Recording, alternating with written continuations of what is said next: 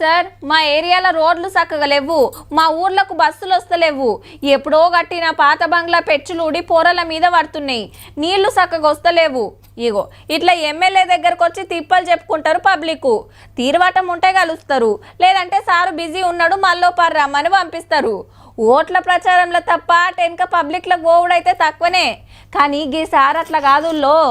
Right. Chennur MLA Vivek sir, Peddapalli MP candidate Vamsi sir Mancherial జిల్లా మందమరిలో public తోడు కలిసిపోయిండ్రు.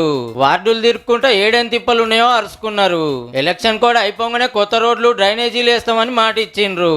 బీఆర్ఎస్ వల్ల తెలంగాణ ఎంత తెరలైంది చెప్పి కాళేశ్వరం కాంట్రాక్టర్ గారి సీక్రెట్ చందాల ముచ్చట ఎల్లబెట్టిండు వివేక్ సారు.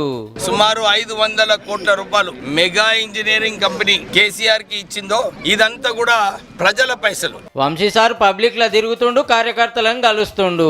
ఓ అవ్వకు పానం మంచిగా లేకుంటే మందలిచ్చి సాయం చేస్తామని ధైర్యం చెప్పిండు.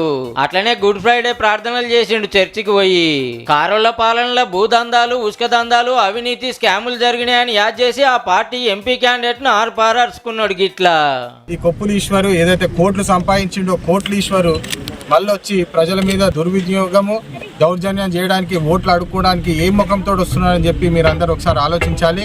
ఇప్పుడే గిట్లుంటే ఇక రేపు ఎలక్షన్ ప్రచారం సురువు చేసినాక ఇంకెంత జోబు విడిచి పెడతాడో పో.